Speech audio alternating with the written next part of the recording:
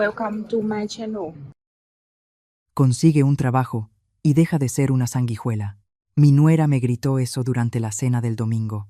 Yo solo sonreí y solté una risita suave.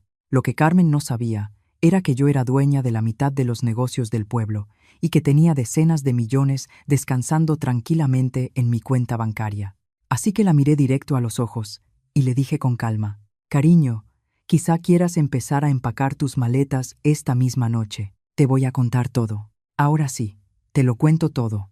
Mi nombre es Angélica y durante 4 largos años he estado jugando un juego, no uno divertido, sino de esos en los que finges ser pobre para descubrir quién de verdad se preocupa por ti». La llamada llegó un lunes por la mañana, con el frío todavía metido en los huesos. La voz de mi hijo Javier sonaba nerviosa, como siempre que Carmen estaba cerca escuchando. «Mamá, ¿te gustaría venir a cenar este domingo? Carmen va a preparar su pollo especial». ¿Especial? Casi se me escapa una carcajada. Esa mujer quemaba el pan con regularidad, pero con los años aprendí a morderme la lengua. «Me parece maravilloso, hijo. ¿A qué hora debo llegar?» «A las 6 en punto». «¿Y mamá?» Hizo una pausa, y casi podía escuchar a Carmen susurrándole órdenes detrás. «Quizá podrías ponerte algo un poco más bonito esta vez. Ya sabes que a Carmen le gusta que todo se vea». «Correcto». «¿Correcto?» Me quedé mirando mi reflejo en el espejo del baño después de colgar. El cabello gris despeinado, la cara sin una gota de maquillaje. El mismo suéter viejo que había usado para ir a su casa tantas veces. Durante 4 años, ese había sido mi papel. La abuela que apenas lograba llegar a fin de mes, viviendo en una casita rentada, dependiendo de la ayuda de su hijo para sobrevivir. El domingo por la tarde llegó con un viento amargo que atravesaba mi abrigo delgado. Caminé 8 cuadras hasta su casa, el mismo camino que había recorrido decenas de veces desde que mi esposo Francisco murió. La casa se veía exactamente igual que cuando la compré en secreto para ellos como regalo de bodas hace 9 años. Ellos no tenían ni idea, claro. Javier abrió la puerta con esa sonrisa falsa que había perfeccionado con el tiempo. «Hola, mamá. Pasa, por favor». Me dio un abrazo rápido, de esos que se sienten más como cumplir con una obligación que como un gesto de amor. A sus 36 años, mi hijo se había convertido en alguien a quien apenas reconocía. Seguía siendo guapo, seguía siendo mi niño, pero había algo vacío en su mirada que no estaba ahí antes de casarse con Carmen. «Angélica». La voz de Carmen cortó el ambiente cálido de la casa como vidrio roto. Salió de la cocina con el cabello rojo perfectamente rizado, usando un vestido que seguramente costaba más de lo que muchas personas gastan en despensa en todo un mes. A sus 31 años, tenía ese tipo de belleza que exige atención, incluso cuando no ha hecho nada para merecerla. «Hola, Carmen. Gracias por invitarme». Me miró de arriba a abajo como si hubiera pisado algo desagradable. «Claro, es una cena familiar. Al fin y al cabo». La mesa del comedor estaba puesta con su vajilla elegante, la que solo sacaban para la gente que realmente importaba. Noté de inmediato que, mientras Javier y Carmen tenían todo a juego, mi lugar en la mesa era diferente. Platos despostillados, un vaso cuarteado, una cuchara doblada, cosas pequeñas que me dijeron exactamente lo que Carmen pensaba de mí. «Mamá, siéntate allá», dijo Javier, señalando la silla del extremo más lejano de la mesa, lo más lejos posible de ellos dos.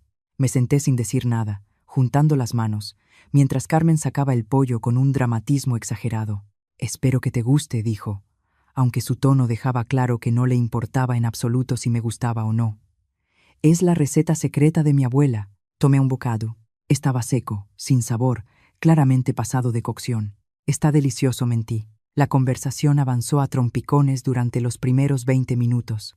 Javier habló de su trabajo en la aseguradora, cuidando no mencionar que lo habían vuelto a dejar fuera de otro ascenso. Carmen se adueñó de casi toda la charla, hablando de sus clases de yoga, de sus compras, de sus planes para remodelar la cocina. «Estamos pensando en cambiar los gabinetes», anunció, cortando el pollo en pedacitos diminutos. «Algo más moderno. Lo que tenemos ahora se ve tan anticuado». Recordé haberlos ayudado a elegir esos gabinetes cuando se mudaron. A Carmen le habían encantado entonces. Decía que eran perfectos, pero eso fue antes de decidir que todo en su vida necesitaba una mejora. «Suena caro», dije en voz baja. Los ojos de Carmen destellaron de enojo. Bueno, hay personas que se preocupan por tener casas bonitas. Personas que entienden que hay que gastar dinero en cosas de calidad. La ofensa era clara. Yo no era bonita, ni de calidad, ni merecía que se gastara dinero en mí. Tomé otro bocado del horrible pollo y guardé silencio.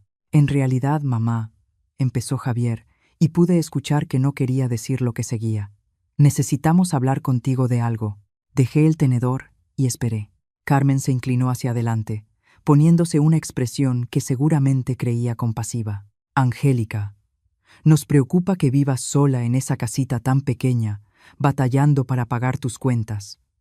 Han pasado 4 años desde que Francisco murió y sigues sin estar bien. Estoy bien, respondí con suavidad. ¿De verdad? Su voz adoptó ese tono condescendiente que usaba cuando quería sonar amable mientras era cruel. Apenas puedes pagar la renta. Compras tu ropa en tianguis. Ya ni siquiera tienes coche. Todo eso era cierto, desde donde ellos estaban sentados. Lo que no sabían era que cada una de esas decisiones había sido intencional. La casa estaba pagada de contado. La ropa del tianguis era solo un disfraz. No tener coche era porque me gustaba caminar, no porque no pudiera comprar 12 coches si así lo quisiera. Me las arreglo, dije. Estoy bien. Arreglártelas no es lo mismo que vivir, dijo Javier. Y por un instante escuché verdadera preocupación en su voz. Eso me dio esperanza de que, debajo del control de Carmen, mi verdadero hijo todavía existía. Pero Carmen volvió a tomar el mando. La verdad, Angélica, no podemos seguir ayudándote para siempre. Javier trabaja duro por su dinero, y nosotros también tenemos nuestros sueños. Queremos comprar una casa más grande pronto, y necesitamos ser inteligentes con nuestro dinero. Miré a mi hijo, esperando que la corrigiera, que le recordara que su ayuda se limitaba a cenas ocasionales y tarjetas de cumpleaños con 5 pesos dentro. No dijo nada. El silencio le dio valentía a Carmen. Lo que queremos decir es que quizá ya va siendo hora de que pienses en conseguir un trabajo. Solo tienes 66 años. Mucha gente de tu edad todavía trabaja. El supermercado siempre está buscando personas para embolsar las compras. La sugerencia quedó flotando en el aire como un mal olor. Empacadora de supermercado. Después de haber dirigido 3 restaurantes exitosos con Francisco durante 25 años, después de haber construido suficiente patrimonio como para comprar toda la colonia, ella quería que yo embolsara, mandado por el salario mínimo. ¿Un trabajo?, repetí lentamente. Sí, los ojos de Carmen se iluminaron como si acabara de resolver el hambre en el mundo. Algo que te dé propósito, independencia, autoestima. La ironía era tan espesa que casi podía saborearla. He estado pensando en tu situación durante semanas, continuó, claramente orgullosa de sí misma, y me di cuenta de cuál es el verdadero problema. Te has acomodado demasiado a dejar que otros se hagan cargo de ti, a dejar que Javier te mantenga. Eso no es sano para nadie. Sentí algo frío asentarse en mi pecho. No era exactamente enojo, sino algo mucho más peligroso. ¿Eso es lo que crees que soy?, pregunté. Sí, alguien que necesita apoyo, dijo Carmen, mirando a Javier en busca de respaldo. Seamos honestos, dependes de nosotros para todo. Cada vez que tienes un problema, cada vez que algo se descompone, ¿a quién llamas? La respuesta era, a nadie. No les había pedido ni un solo peso desde el funeral de Francisco, pero en la mente de Carmen, mi sola existencia era una carga. Entiendo, dije en voz baja. No te lo tomes personal, continuó ella, cada vez más entusiasmada. Es solo que Javier y yo estamos tratando de construir algo aquí. Somos jóvenes, tenemos metas, y no podemos estar preocupándonos constantemente por mantener a alguien que no se ayuda a sí misma. No se ayuda a sí misma. Las palabras resonaron en mi cabeza mientras miraba a esta mujer que no había trabajado un solo día en su vida, que gastaba el sueldo de Javier en bolsas de diseñador y días de spa, que vivía en una casa que no sabía que yo era dueña, mientras me decía que era floja. Carmen, dije, con la voz apenas por encima de un susurro. Sí. La miré directamente a los ojos y, por primera vez en 4 años, dejé que viera algo real, algo que la hizo recargarse en la silla como si de pronto tuviera miedo. No tienes la menor idea de lo que está a punto de pasarte. El silencio que siguió fue tan profundo que se podía escuchar caer un alfiler. Javier se movió incómodo. La boca de Carmen se abrió y se cerró, como un pez fuera del agua. «¿Qué acabas de decir?», logró preguntar al fin. Me levanté despacio, tomando mi tiempo, haciendo que cada movimiento contara. «Gracias por la cena. El pollo fue exactamente lo que esperaba de ti». Caminé hacia la puerta principal, con mis pasos resonando en el silencio repentino. Detrás de mí, escuché el susurro afilado de Carmen. «¿Acaba de amenazarme?». En la puerta, me volví una última vez. Ambos me miraban desde el marco del comedor. Javier se veía confundido y asustado. Carmen parecía como si alguien acabara de darle una bofetada. «Ah», y Carmen dije, con la mano en la perilla, «sobre ese consejo de trabajo que me diste». «¿Qué con eso?», preguntó, con la voz ligeramente temblorosa. Sonreí, pero no fue una sonrisa amable. «Quizá quieras empezar a buscar uno tú misma. Muy pronto». Pasaron 5 días antes de que Javier llamara. Yo lo estaba esperando, naturalmente.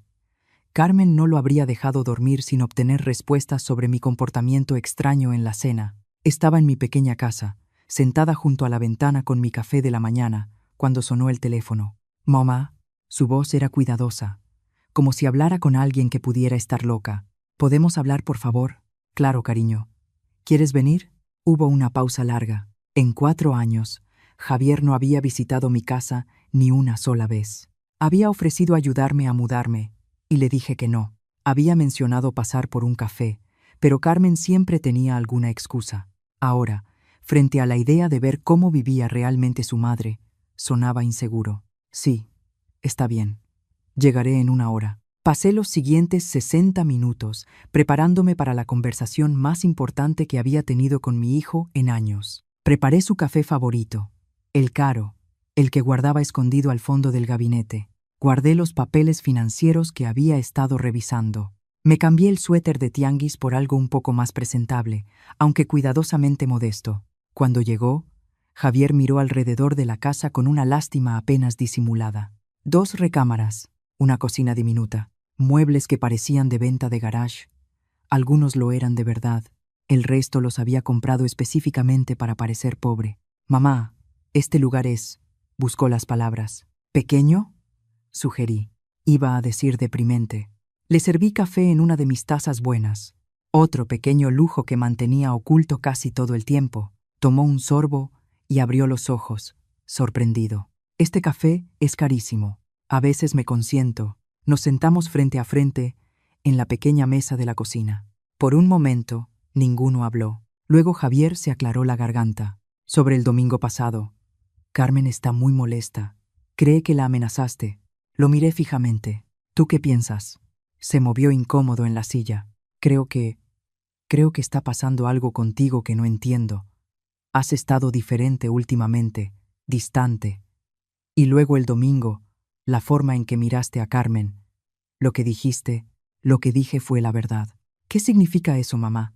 «Le dijiste que no tenía idea de lo que estaba a punto de pasarle». «Eso suena como una amenaza». Tomé un sorbo de café, pensando con cuidado mis palabras.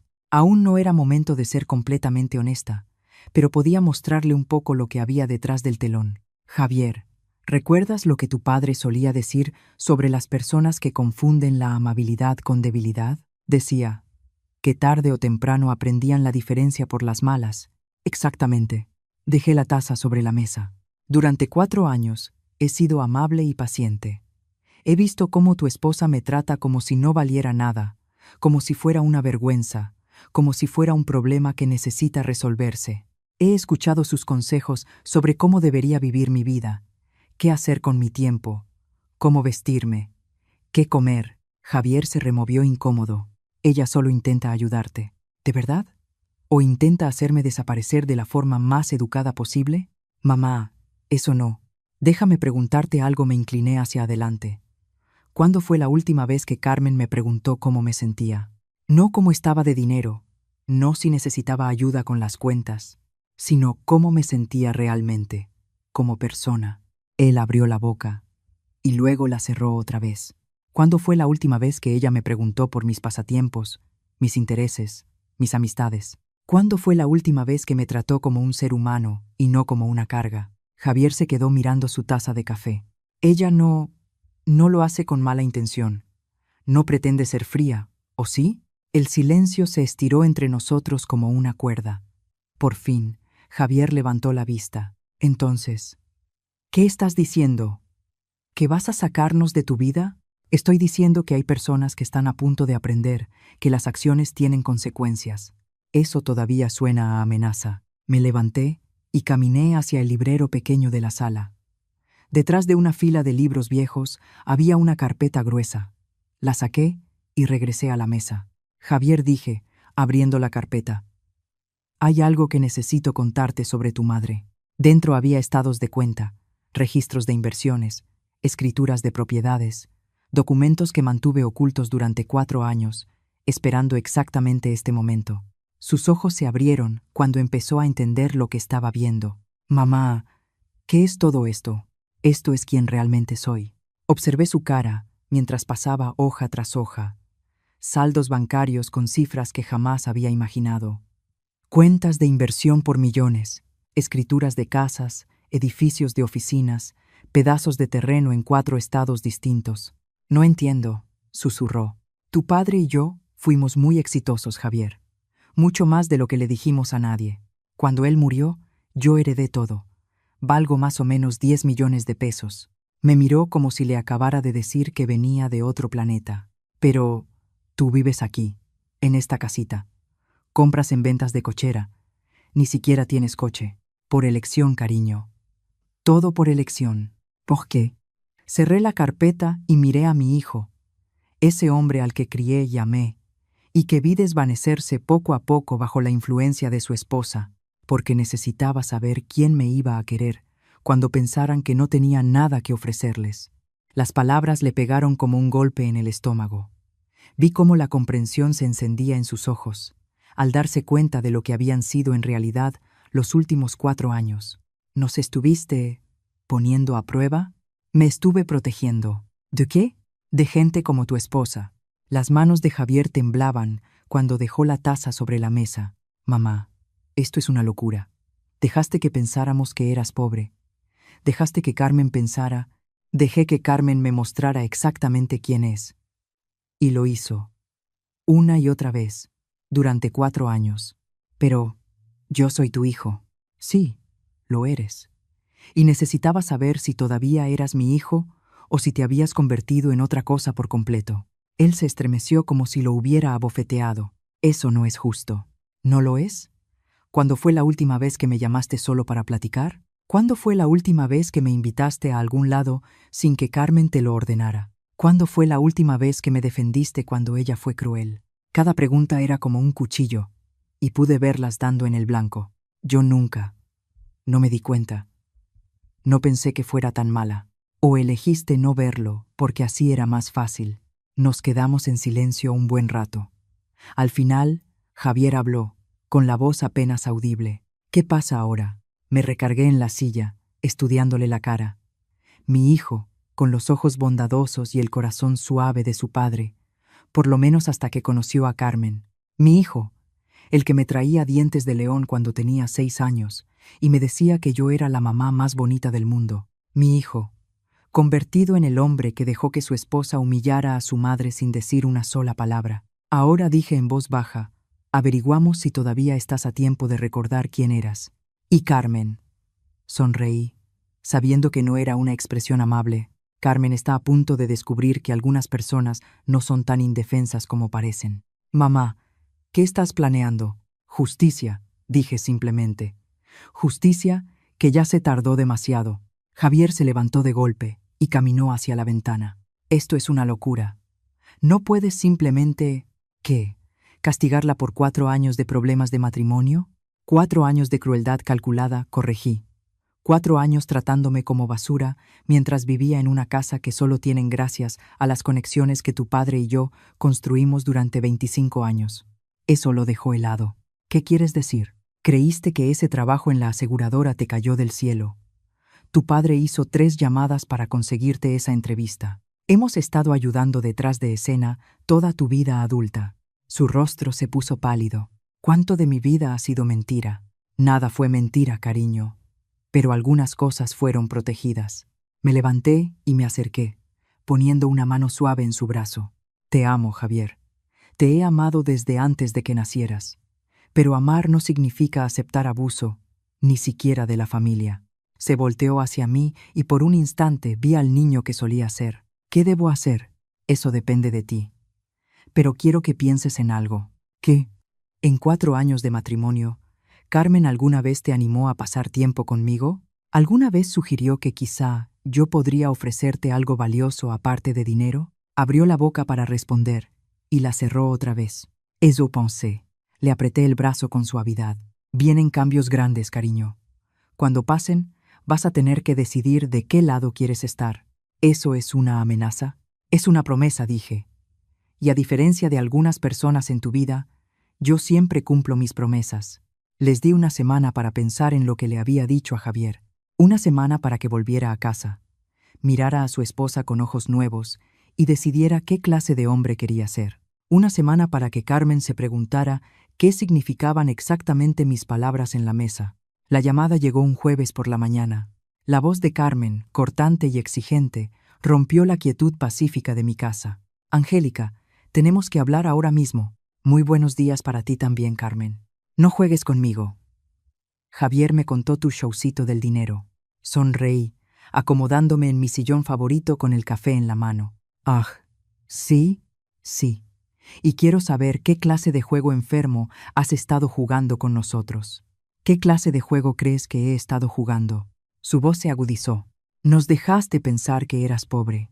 Ahí estabas, dejándome preocuparme por ti, dejándome intentar ayudarte. Y todo este tiempo eras rica en secreto.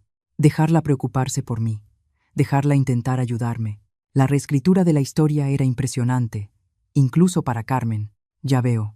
Y exactamente cómo me ayudaste, querida. Te invitamos a cenar. Te incluimos en cosas de familia. ¿Te refieres a las cenas donde me diste platos rotos y me dijiste que consiguiera un trabajo embolsando mandado? Silencio. Entonces vas a venir hoy en la noche. Vamos a arreglar esto de una vez por todas. Ah, ¿sí? Sí. A las 7. Y, Angélica, nos debes una explicación. La línea se cortó. Dejé el teléfono y terminé mi café, pensando en la conversación que venía. Luego fui al closet de mi recámara y aparté los cardigans de tianguis y los vestidos baratos. Al fondo, envuelta en fundas de plástico, colgaba la ropa que yo usaba antes. La ropa que mostraba quién era realmente. Elegí un vestido azul marino. Elegante, pero sin presumir. Joyas reales, no bisutería. Zapatos que costaban más de lo que Carmen gastaba en su cabello en un mes. Cuando me vi en el espejo, vi a una mujer que podía comprar y vender todo lo que Carmen había tocado en su vida sin tener que revisar primero su saldo bancario. Era hora de dejar de esconderme. Llegué a su casa exactamente a las 7. La misma casa que les compré hace 9 años, aunque ellos nunca lo supieron. La misma casa cuyos pagos yo había estado cubriendo en silencio a través de una administradora, dejándoles creer que el sueldo de Javier alcanzaba para todo. Javier abrió la puerta y sus ojos se agrandaron cuando me vio. Mamá, te ves diferente. Como tú misma dijo en voz baja. ¿Cómo te veías cuando papá estaba vivo? Carmen apareció detrás de él y su expresión era puro veneno. Ella también se vistió para la guerra. Un atuendo de diseñador que probablemente costaba más que la mensualidad del coche de la mayoría de la gente, pero al lado de la calma de una riqueza real, su intento de verse importante parecía un niño jugando a disfrazarse. Vaya, vaya, dijo, mirándome de arriba abajo. La viuda pobre sí que tenía un guardarropa secreto, entre otras cosas. Así es, respondí con calma. Pasamos a la sala. La misma sala que yo los ayudé a decorar cuando recién se mudaron. Me senté en el sillón que yo misma ayudé a elegir, en la casa que yo compré, rodeada por la vida que yo hice posible para ellos. Bueno, dijo Carmen, colocándose como si fuera abogada a punto de presentar su caso. Vamos a oírlo. Toda la verdad. ¿Qué quieres saber? Todo. ¿Cuánto dinero tienes en realidad? ¿Por qué nos mentiste? ¿Qué clase de persona finge ser pobre durante 4 años? Doblé las manos en mi regazo y la miré con tranquilidad. La clase de persona que quiere saber quiénes son sus verdaderos amigos. ¿Amigos? La risa de Carmen fue filosa y amarga. Soy tu nuera, no tu amiga. La familia no le miente a la familia, ¿no? Entonces quizá quieras explicarme por qué le dijiste al cartero que yo andaba olvidadiza y que pronto podría necesitar un asilo. La cara de Carmen se puso blanca. Javier se volteó a verla, atónito. Yo nunca dije eso. Le dijiste a la señora de al lado que yo estaba mostrando señales de pérdida de memoria. Le sugeriste al empleado del súper que quizá pronto necesitaría que alguien tomara decisiones por mí. Llevas meses construyendo una historia sobre mi deterioro mental. Eso no, balbuceó, o no era algo que esperabas que yo me enterara. La voz de Javier fue apenas un susurro. Carmen, ¿es cierto? Ella se giró hacia él, con los ojos ardiendo. Yo estaba preocupada. Ella actuaba raro, decía cosas raras, se vestía como si fuera indigente. Pensé que quizá estaba perdiendo la razón. O dije suavemente, estabas preparando el terreno para que me declararan incapaz y poder acceder a lo que creías que era el dinero del seguro de vida de Francisco. La acusación quedó suspendida en el aire como una espada. La boca de Carmen se abrió y se cerró sin emitir sonido. Eso es una locura, alcanzó a decir por fin. ¿Por qué haría yo algo así? Metí la mano en mi bolsa y saqué un sobre Manila. Porque hace 2 meses llamaste a un abogado que se especializa en cuidado de adultos mayores. Preguntaste por el proceso para tomar el control de las finanzas de un familiar anciano cuando ya no está mentalmente capaz. Javier se puso de pie de golpe. ¿Qué? Abrí el sobre y saqué correos impresos, registros de llamadas, notas de consultas. Quería saber qué tan rápido podía completarse el proceso y si había formas de acelerarlo si el familiar tenía mucho dinero. ¿Cómo conseguiste eso? La voz de Carmen era apenas un susurro. El dinero abre muchas puertas, querida, incluso las que tú creías cerradas. Javier miraba a su esposa, como si nunca la hubiera visto en su vida. Carmen, por favor dime que esto no es verdad. No es lo que parece, dijo, desesperada. Yo solo estaba preocupada por ella. Quería saber cuáles eran nuestras opciones si de verdad ella se estaba enfermando. Qué curioso, continué. Las notas del abogado muestran que estabas especialmente interesada en si una tutela te daría acceso a cuentas bancarias y dinero de inversiones. Preguntaste específicamente por vender bienes, por el bien del paciente. El color se le fue por completo de la cara a Carmen. Se dejó caer en una silla, con las manos temblando. Mamá, dijo Javier, con la voz hueca. Por favor, dime que te estás inventando esto. Me temo que no, cariño. ¿Pero por qué? ¿Por qué haría algo así? Miré a Carmen, que estaba clavada en el suelo, y sentí algo que pudo haber sido lástima, si ella la mereciera. Porque ella nunca te amó, Javier. Amó lo que creyó que tú podías darle. Y cuando se hizo claro que tu sueldo por sí solo no alcanzaba para financiar el estilo de vida que quería, empezó a buscar otras fuentes de ingreso. Eso no es cierto, susurró Carmen. ¿No? Entonces, explícame la deuda de tarjetas de crédito que le has estado ocultando a tu esposo, las compras compulsivas que pagaste con adelantos de efectivo, las joyas que empeñaste y luego reemplazaste con copias falsas. La cara de Javier se puso blanca. ¿De qué estás hablando? Saqué otro juego de documentos. Tu esposa ha estado viviendo por encima de tus posibilidades durante 3 años. Debes 67,000 pesos en tarjetas que tú ni siquiera sabes que existen. Carmen, ¿es cierto? Ella por fin levantó la mirada, y el rostro se le empapó de lágrimas. Pero no eran lágrimas de vergüenza, eran lágrimas de rabia. Tú, me siseó. Tú, manipuladora, malvada, me tendiste una trampa. Yo no te tendí una trampa, querida. Simplemente dejé de protegerte de las consecuencias de tus propias decisiones. Se levantó tambaleándose un poco. Te crees muy lista, ¿verdad? ¿Crees que ganaste algo? Querías destruir mi matrimonio y lo lograste. Felicidades. Yo no destruí tu matrimonio, Carmen. Tú lo destruiste sola. En el momento en que decidiste que mi hijo era solo un escalón hacia algo mejor. Yo amo a Javier. Tú amas lo que Javier representa.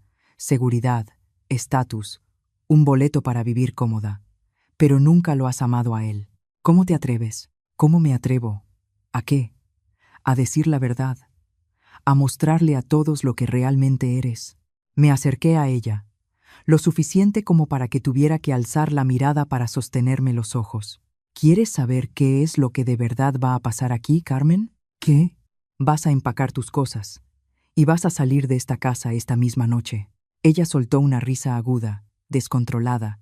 No puedes obligarme a irme de mi propia casa. En realidad, sí puedo. Saqué un último documento de mi bolsa, la escritura de la casa, con mi nombre claramente visible como propietaria. Esta casa es mía. Siempre lo ha sido. Tú y Javier han vivido aquí como mis invitados durante 9 años. El silencio que siguió fue ensordecedor.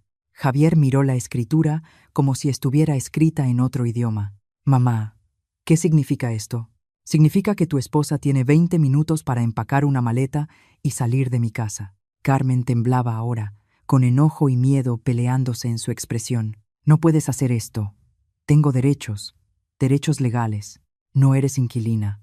Eres una invitada que ya agotó su bienvenida. Doblé la escritura y la guardé. 20 minutos, Carmen. Después de eso, llamo a la policía y hago que te saquen por allanamiento. Javier se volteó hacia él, desesperada. Di algo. Esta es nuestra casa. Pero Javier seguía mirando el lugar donde había estado la escritura, procesando todo lo que acababa de enterarse. ¡Javier!, gritó ella. Él alzó la mirada, y su expresión era la de un hombre que, por primera vez en años, veía con claridad. «Lárgate», dijo en voz baja. «¿Qué?» «Lárgate de la casa de mi mamá». La cara de Carmen se deshizo, pero yo no sentí satisfacción con sus lágrimas, solo un cansancio aliviado de que por fin se hubiera acabado la actuación. «Esto no se ha terminado», dijo, mirándome con odio puro. «Crees que ganaste, pero esto no se ha terminado». Sonreí, asegurándome de que viera exactamente lo poco que sus amenazas significaban para mí. «Oh, pero sí, querida. Apenas es el comienzo de lo que les pasa a quienes confunden mi amabilidad con debilidad». Salió corriendo de la sala, con pasos retumbando en las escaleras. Podía escucharla aventando cosas, azotando puertas, llorando de rabia. Javier y yo nos quedamos en la sala, rodeados por los restos de su matrimonio y el eco de 4 años de mentiras que por fin habían quedado a la luz. Mamá dijo al fin: «Sí, lo siento. Lo sé, cariño. ¿Qué pasa ahora?» Caminé hacia la ventana y miré la calle tranquila, pensando en segundas oportunidades y en el precio del perdón. Ahora averiguamos si es posible reconstruir lo que perdimos. Las llamadas empezaron a la mañana siguiente. Primero llamó mi cuñado Miguel, el hermano menor de Francisco. Tenía la voz tensa, llena de desaprobación. «Angélica, ¿qué demonios te pasa? Carmen me llamó llorando anoche. Dice que la corriste de su propia casa». Yo estaba en mi casita, todavía manteniendo la apariencia por ahora, tomando café en mi taza despostillada mientras escuchaba la indignación de Miguel.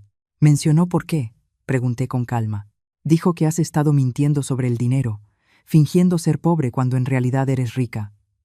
«Angélica, eso es un comportamiento perturbador». «Ah, ¿sí?» «Sí. Y ahora corriste a una mujer joven de su hogar por una discusión familiar. Francisco estaría avergonzado. Las palabras dolieron, porque hubo un tiempo en que la opinión de Miguel me importaba. Había sido como un hermano durante los primeros años de mi matrimonio, antes de que Carmen también envenenara esa relación. «Miguel, ¿Carmen te mencionó al abogado que contactó para que me declararan mentalmente incapaz? ¿O los 67,000 pesos de deuda secreta que acumuló? ¿De qué estás hablando? Pregúntale cuando termines de sentir lástima por ella. Pregúntale la verdadera razón por la que quería acceso a mis finanzas». Colgué antes de que pudiera responder. El teléfono volvió a sonar de inmediato. La hermana de Francisco, Lucía, con la misma indignación, las mismas acusaciones, la misma ceguera voluntaria ante lo que Carmen realmente era. Para el mediodía, ya había recibido llamadas de 8 parientes, todos repitiendo la misma historia. Pobre Carmen, víctima inocente de una suegra vengativa que se volvió loca de dolor. Escuché a cada uno. Tomé nota mental de quién había llamado y dije muy poco en mi defensa. Que mostraran sus verdaderos colores, que revelaran qué tan rápido se volteaban contra la familia cuando les contaban una historia triste de una extraña manipuladora. La llamada más inquietante vino de mi sobrino Tomás, el hijo de Miguel, a quien yo había ayudado a terminar la universidad comunitaria 3 años antes. Tía Angélica dijo, con una voz cuidadosa y profesional: «He estado hablando con algunas personas sobre tu situación, sobre tu comportamiento últimamente. La familia está preocupada de que estés mostrando señales de demencia o algún otro deterioro mental. Dejé la taza con muchísimo cuidado. ¿Quién exactamente ha estado hablando de mi estado mental? Bueno, Carmen mencionó algunos incidentes. Comportamiento extraño, ideas paranoicas, acusaciones graves contra la familia, y ahora esto de correrla. Tomás, déjame preguntarte algo. ¿Te acuerdas quién pagó tu último año en la universidad comunitaria? Yo. ¿Qué tiene que ver eso? Sígueme el juego. Mamá y papá ayudaron, y yo tuve préstamos. Tus papás aportaron 3,000 pesos. Yo pagué los otros 15,000. Silencio. También pagué la boda de tu hermana, la cirugía de tu mamá que el seguro no cubrió, y el enganche de tu primer departamento. Todo eso lo sabes perfectamente, tía Angélica. Entonces, cuando hables de mi deterioro mental, quizá quieras considerar si alguien con demencia recordaría esos detalles con tanta claridad. Él colgó sin decir otra palabra. El patrón ya era evidente. Carmen no había desaparecido en silencio. Había lanzado una campaña, pintándose como la víctima de una mujer mayor, inestable, que de pronto explotó, y como veneno que se esparce en el agua, su versión empezó a infectar toda la red familiar. 3 días después, Javier llamó. Su voz sonaba tensa, agotada. Mamá, ¿podemos vernos? Tenemos que hablar. Claro. ¿Dónde? No en la casa. Carmen ha estado llamando a todos. La familia es un caos. Nos encontramos en un restaurante pequeño en el centro, un lugar tranquilo, donde 2 personas podían tener una conversación difícil sin que las escucharan. Javier parecía no haber dormido en días. Ojos rojos, ropa arrugada, el cabello, normalmente ordenado, hecho un desastre. Me está destruyendo, dijo, sin rodeos. ¿Qué quieres decir, Carmen? No solo está contando su versión de lo que pasó, está inventando mentiras completas. No me sorprendió, pero esperé a que siguiera. Le dijo a mi jefe que tú tienes demencia y que yo he estado distraído en el trabajo, preocupado por tu salud mental. Sugirió que quizá deberían considerar si mi desempeño se ha visto afectado. La crueldad calculada me dejó sin aliento. No le bastó con destruir su propia máscara. Ahora quería sabotear la carrera de Javier. ¿Qué dijo tu jefe? Fue comprensivo. Me sugirió que quizá debería pedir una licencia médica familiar, tomarme un tiempo para atender problemas de salud en la familia.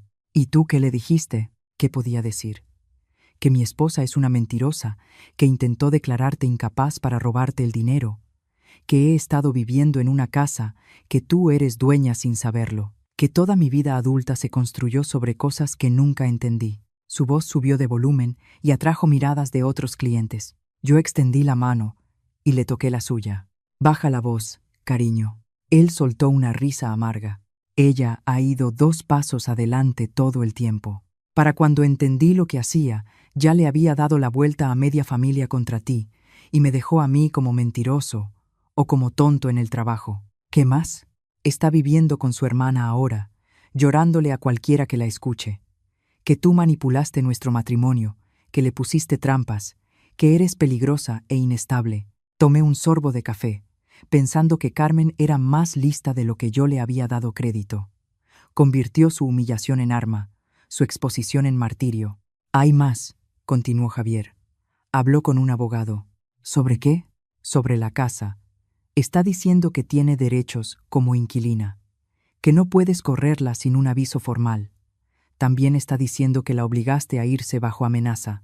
¿Y qué le dijo el abogado? Que no tiene caso. Pero aquí está el problema, mamá. No está tratando de ganar. Está tratando de hacernos la vida miserable. Asentí. Era exactamente lo que yo esperaba de alguien como Carmen en el momento en que entendió que lo había perdido todo. Enséñame, Die. ¿Qué? Enséñame qué le está diciendo a la gente.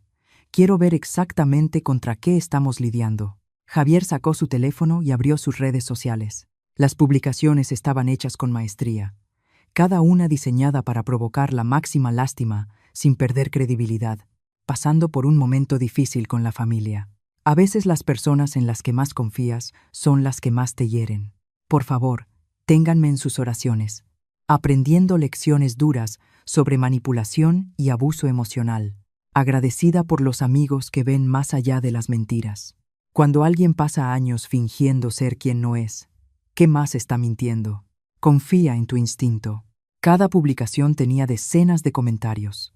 Apoyo, indignación por ella, condena contra familiares sin nombre que claramente habían lastimado a esa pobre mujer. Es buena, admití. Es malvada. No. Está desesperada. Y la gente desesperada comete errores. ¿Qué tipo de errores? Le devolví el teléfono y me incliné hacia adelante. De los que revelan más de lo que querían. No entiendo. Mira el patrón, Javier.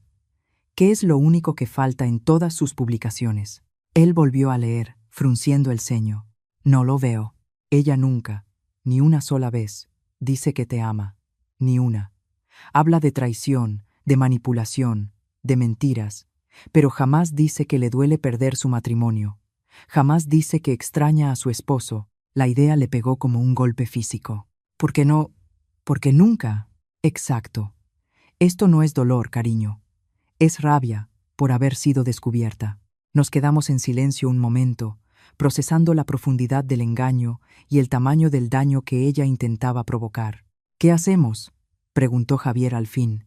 Sonreí, y me aseguré de que viera que cualquier compasión que alguna vez pudiera haber sentido por su esposa ya había desaparecido. Dejamos que siga cavando. ¿Qué? Ahorita, Carmen cree que está ganando. Cree que logró pintarse como la víctima, y a nosotros como los villanos. Se siente segura, quizá hasta triunfante. ¿Y eso cómo nos ayuda? Porque la gente segura se descuida, se pasa de la raya, comete errores que la delatan. ¿Crees que va a regarla? No lo creo, cariño. Lo sé. Porque la he observado durante 4 años y sé exactamente qué clase de persona es. Metí la mano a mi bolsa y saqué otro sobre Manila. Este era más grueso que los otros. ¿Qué es eso? ¿Seguro? ¿Qué tipo de seguro? Del que demuestra todo lo que te he dicho sobre la verdadera naturaleza de tu esposa. Los ojos de Javier se abrieron. ¿Qué quieres decir? Quiero decir que mientras Carmen estaba ocupada planeando mi caída, yo estaba documentando la suya.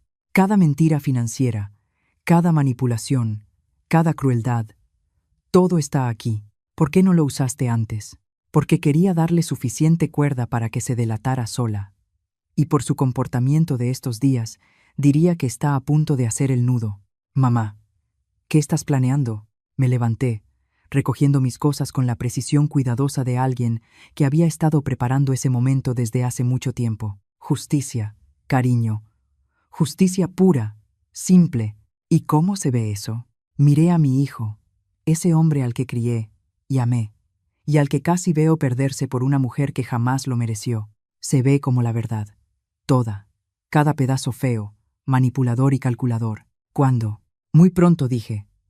Porque si algo he aprendido de gente como Carmen es que no pueden resistirse a intentar dar un último golpe, y cuando lo haga, estaremos listos. No tuve que esperar mucho para que Carmen cometiera su error fatal. Llegó exactamente una semana después de nuestra conversación en el restaurante, en forma de una llamada telefónica que iba a exponer todo lo que ella realmente era. La llamada llegó a mi casa a la 1:15 de la tarde.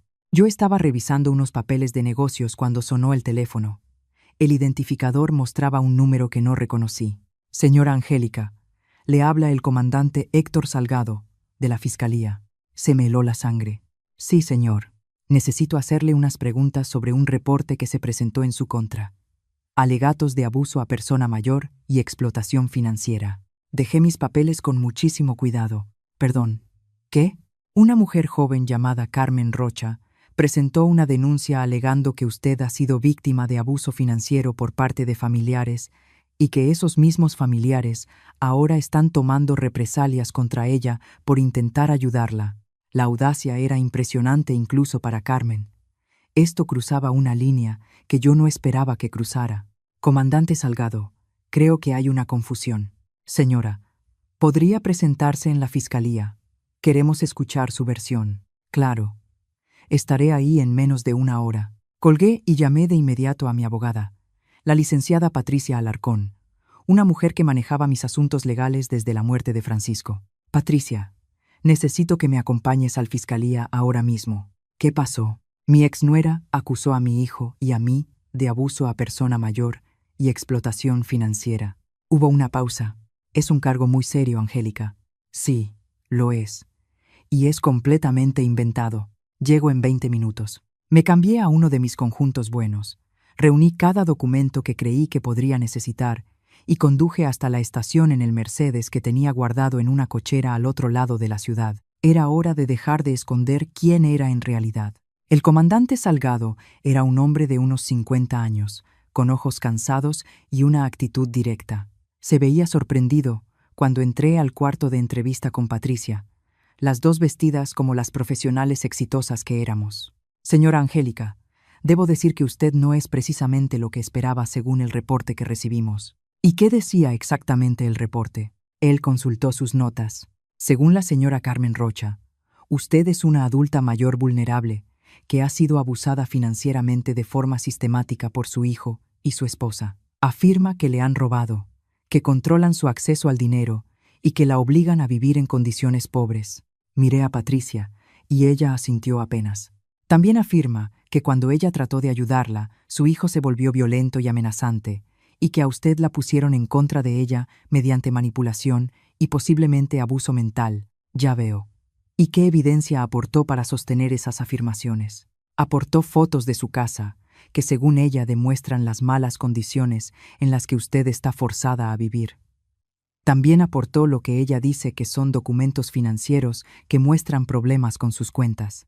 El comandante Salgado sacó una carpeta y me enseñó fotografías impresas de mi casita, imágenes tomadas por las ventanas, mostrando los muebles modestos, la cocina pequeña, la apariencia de pobreza que yo había cultivado con tanto cuidado. También entregó estos, dijo, sacando fotocopias de estados de cuenta que mostraban mi cuenta de cheques, la que yo usaba para gastos diarios. El saldo era consistentemente bajo, rara vez más de unos cuantos cientos.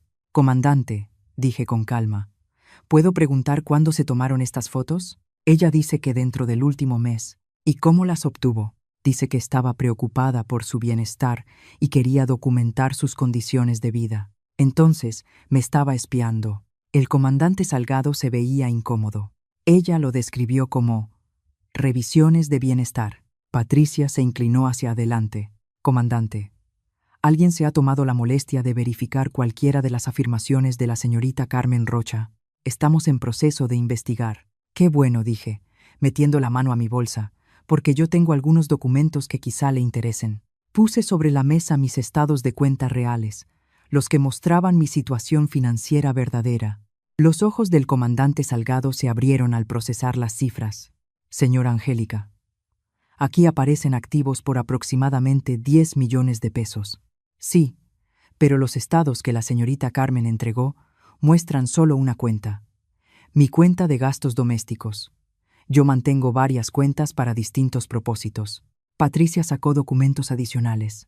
Comandante, mi clienta es una viuda con recursos que eligió vivir de forma modesta por razones personales. Nunca ha sido abusada financieramente y, desde luego, jamás ha sido controlada por su hijo. Entonces, ¿por qué la señorita Carmen haría estas acusaciones? Sonreí con frialdad, porque ella fue quien intentó la explotación financiera, y cuando la descubrieron, decidió intentar un último movimiento desesperado. Saqué el sobre que le había mostrado a Javier en el restaurante, el que contenía evidencia de las actividades reales de Carmen. Estos documentos muestran que la señorita Carmen Rocha contactó a un abogado de derecho de adultos mayores para preguntar sobre obtener tutela sobre mí. Preguntó específicamente por cómo ganar acceso a lo que ella creía que eran bienes sustanciales. El comandante Salgado estudió los papeles, con el gesto cada vez más serio. También acumuló más de 67,000 pesos de deuda secreta durante su matrimonio. Deuda que escondía de su esposo mientras lo presionaba para que me sacara dinero. ¿Cómo obtuvo estos documentos? Servicios de investigación legal. Cuando alguien intenta declararte incapaz, tiendes a querer saber absolutamente todo sobre sus motivos y sus métodos. Saqué más hojas. Aquí están sus búsquedas en Internet sobre abuso a personas mayores, leyes de tutela y cómo probar que alguien es mentalmente incompetente. Todo hecho en las semanas anteriores a que empezara a esparcir rumores sobre mi salud mental. El comandante se quedó callado un largo momento, revisando todo lo que yo había entregado. Señora Angélica, si lo que usted dice es cierto, entonces la señorita Carmen presentó un reporte policial falso. Sí, lo hizo. Eso es un delito grave. Sí, lo es. El comandante Salgado miró a Patricia. ¿Qué quiere hacer su clienta al respecto? Queremos que la señorita Carmen sea procesada con todo el peso de la ley, dijo Patricia sin dudar. Y yo agregué, y queremos medidas de protección para que se le prohíba contactarme a mí, a mi hijo o a cualquier miembro de nuestra familia. El comandante asintió despacio. Necesito hablarlo con la fiscalía. Pero con base en lo que ustedes me muestran, parece que la señorita Carmen Rocha ha cometido varios delitos. ¿Qué pasa ahora?, pregunté. Él me miró. Ahora. La arrestamos. 3 horas después, yo estaba sentada en mi hogar real, la casa de lujo que había sido mi hogar durante los últimos 4 años, cuando Javier llamó. Mamá, la policía me acaba de llamar. Arrestaron a Carmen. Lo sé. ¿Lo sabes? Tú. Mamá, ¿dónde estás? Fui a tu casa y está vacía. Miré alrededor de mi hogar verdadero, el de los ventanales de piso a techo con vista al río, el lleno de antigüedades y arte que Francisco y yo habíamos reunido durante 25 años de matrimonio. Estoy en casa, cariño. ¿Qué quieres decir? Quiero decir que estoy en mi casa real. La casita era solo otro disfraz. Silencio. Mamá. Ya no entiendo nada. Ven a un edificio sobre la avenida Hidalgo, en el centro. Ahí te explico todo. 40 minutos después, Javier estaba de pie en mi sala real, mirando un entorno que probablemente costaba más de lo que la mayoría de la gente ganaba en 2 años. Aquí es donde has estado viviendo.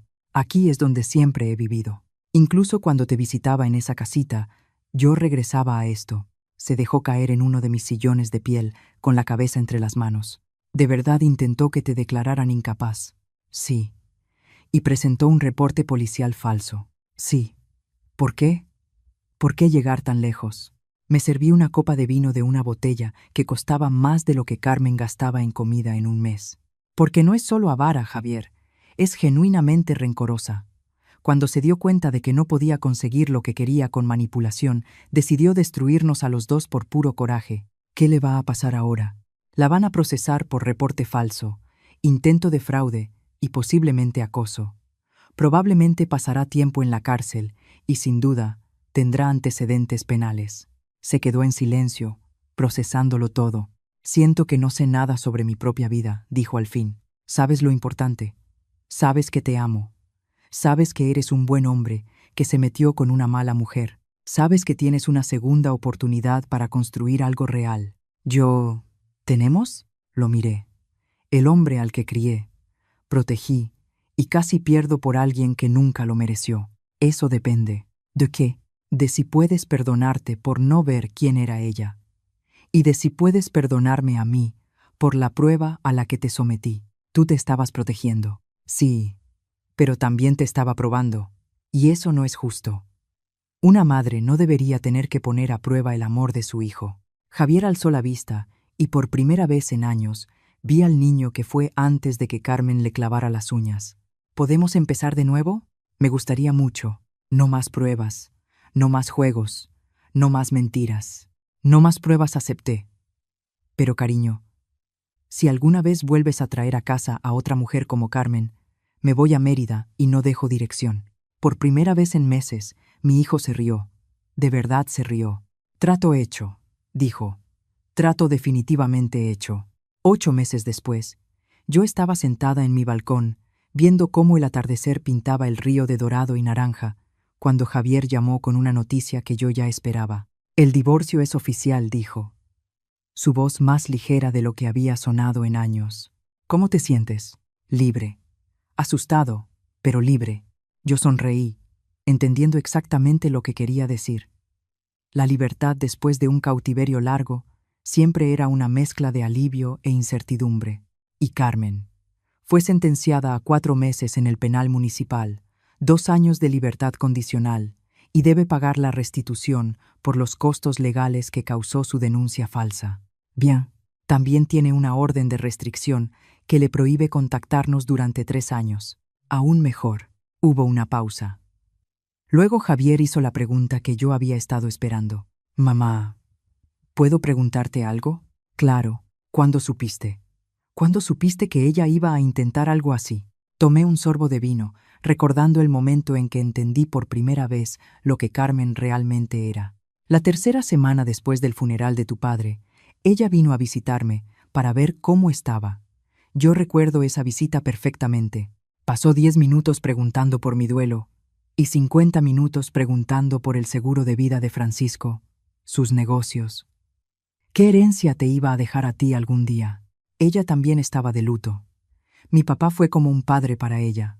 No, cariño, ella estaba calculando. Hay diferencia. Escuché cómo él lo procesaba, probablemente recordando esa visita con otra comprensión. Ahí fue cuando decidí ponerla a prueba para ver si mis sospechas eran correctas. Y lo fueron. Desafortunadamente, sí. Pero Javier, quiero que entiendas algo. Yo no hice todo esto solo para probar que Carmen era terrible. Lo hice para salvarte. ¿Salvarme de qué? De una vida con alguien que te habría destruido pedazo por pedazo. Ella no iba a detenerse en controlar a tu mamá. Con el tiempo, habría controlado cada aspecto de tu vida. El silencio se estiró entre nosotros. Ahora cómodo, de una forma que no lo había sido en años. Yo también tengo algo que decirte, dijo al fin. ¿Qué? Se me apretó el pecho.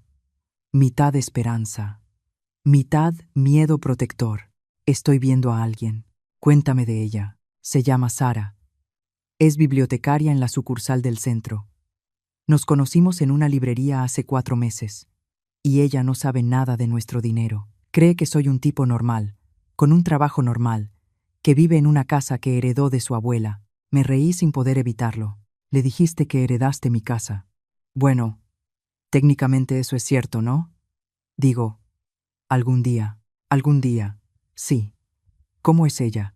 Es normal, buena. Hace voluntariado en un refugio de animales los fines de semana. Maneja un Toyota de 12 años y cree que Vips es un restaurante elegante. ¿La amas? Otra pausa, más larga. Creo que podría, pero... Mamá, tengo miedo. ¿De qué? De no saber distinguir entre amor real y manipulación, de volver a cometer el mismo error. Me levanté y caminé al borde del balcón, mirando el río donde mi hijo aprendía a reconstruir su vida. Cariño, ¿puedo decirte algo que tu padre solía decir? ¿Qué? Decía que la diferencia entre el amor y la manipulación es que el amor te hace sentir como la mejor versión de ti, mientras que la manipulación te hace sentir que nunca eres suficiente. Me gusta eso. ¿Y Sara cómo te hace sentir? Como me sentía antes. Como que soy suficiente tal como soy. Entonces confía en eso. Y confía en ti. Ya no eres el mismo hombre que cayó en los juegos de Carmen. Eres más sabio ahora. Eso espero. Yo lo sé. Pero... Mamá. Sí, cuando esté listo. Me gustaría que la conocieras. ¿De verdad? De verdad. Y esta vez prometí, voy a ser yo desde el principio. Sin pruebas, sin disfraces, sin juegos. A lo mejor se intimida con todo esto. Lo escuché como si señalara mi casa. Entonces, la vemos en un lugar neutral, donde ella se sienta tranquila.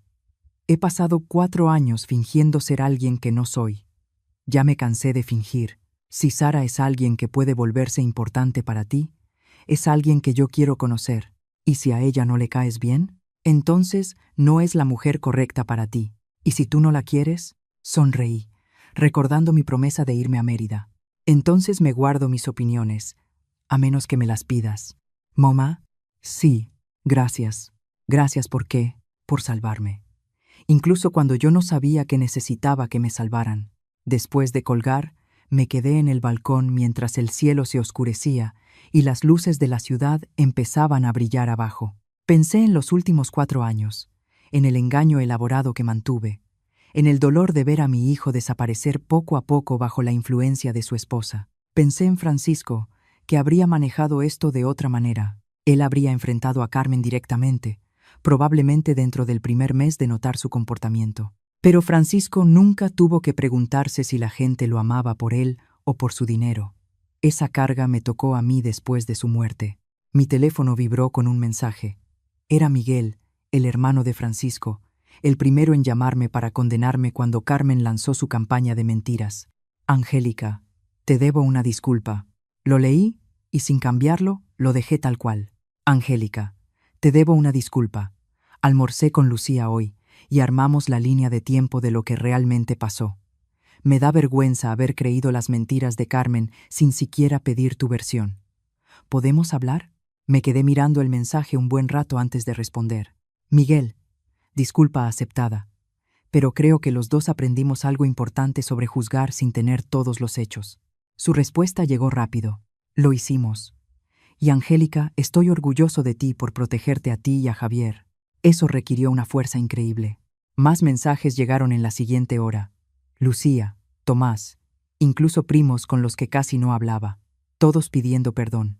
Todos admitiendo que habían sido demasiado rápidos para creer la versión de Carmen. Respondí a cada uno con calma, pero tomé nota mental de quién me condenó y con qué rapidez.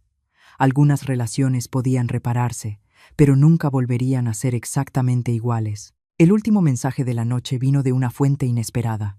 Comandante, señora Angélica, pensé que querría saber que Carmen intentó contactarla hoy a través del sistema telefónico del penal. La llamada fue bloqueada por las medidas de protección, pero quería que usted estuviera enterada. No me sorprendió. Carmen nunca aceptaría una derrota de verdad. Incluso desde la cárcel, seguramente estaba planeando su siguiente movimiento. Pero por primera vez en 4 años, yo no estaba preocupada por lo que pudiera hacer. Dejé de esconderme. Dejé de fingir ser vulnerable. Recuperé mi poder, mi voz y mi vida. Me serví otra copa de vino y me acomodé en mi silla. Al día siguiente, empezaría el proceso de vender la casa donde vivieron Javier y Carmen. Ya había decidido darle a él el dinero, una herencia real, no la falsa vulnerabilidad que usé como prueba. Al día siguiente, también empezaría a planear el futuro. Planes reales, no engaños elaborados. Quizá viajar, quizá hacer obra social, quizá simplemente el placer de vivir con autenticidad sin estar mirando sobre el hombro. Pero esa noche estaba en paz, en mi balcón, rodeada del lujo que me gané y de la tranquilidad por la que luché, sabiendo que mi hijo era libre para construir una vida con alguien que quizá sí lo amaría. El teléfono sonó una vez más. Javier otra vez. Mamá, se me olvidó preguntarte, ¿qué vas a hacer ahora con tu vida? Miré el río, pensando en todas las posibilidades. Voy a vivirla, dije, abierta, honestamente, sin disculparme. Voy a ser exactamente quien soy. ¿Y quién eres? Sonreí, sintiéndome más ligera que en años. Una mujer que sobrevivió una prueba que ella misma inventó y salió más fuerte del otro lado. Una madre que peleó por su hijo cuando él no pudo pelear por sí mismo. Una viuda que honró la memoria de su esposo, protegiendo lo que construyeron juntos. Te amo, mamá. Yo también te amo, cariño. Más de lo que imaginas. Después de colgar, me quedé en el balcón hasta que se acabó el vino y la ciudad cayó en su ritmo nocturno. Durante 4 años viví en la sombra, probando a la gente que amaba, protegiéndome de quienes me usarían. Ahora, por fin, estaba lista para volver a la luz. No como la viuda triste que necesitaba protección, no como la mujer mayor vulnerable que podían aprovecharse, sino como Angélica, mujer de negocios exitosa, madre devota y sobreviviente de uno de los engaños a largo plazo más elaborados que jamás concebí. Me costó 4 años de vida auténtica, varias relaciones que antes valoraba y más energía emocional de la que quiero calcular. Pero salvó a mi hijo. Expuso a una depredadora peligrosa y me enseñó que yo era más fuerte de lo que había imaginado. Cuando por fin me metí a dormir, vi mi reflejo en las puertas de vidrio, no la mujer cansada y desaliñada que fingí ser, sino yo, bien vestida, segura, sin vergüenza de mi éxito ni de mis decisiones. El mañana traería nuevos retos, nuevas relaciones, nuevas decisiones, pero lo que fuera que viniera después, lo enfrentaría siendo yo misma. Y eso, después de 4 años de fingir, se sintió como la victoria más grande de todas. Ahora, tengo curiosidad por ti, que estás escuchando mi historia. ¿Qué harías si estuvieras en mi lugar? ¿Has vivido algo parecido? Por favor, comenta abajo y cuéntame. Y ya que estás aquí, Te dejo otras 2 historias en la pantalla que son favoritas del canal Bóveda Historias de las Abuelas y que definitivamente te van a sorprender. Gracias por quedarte hasta el final.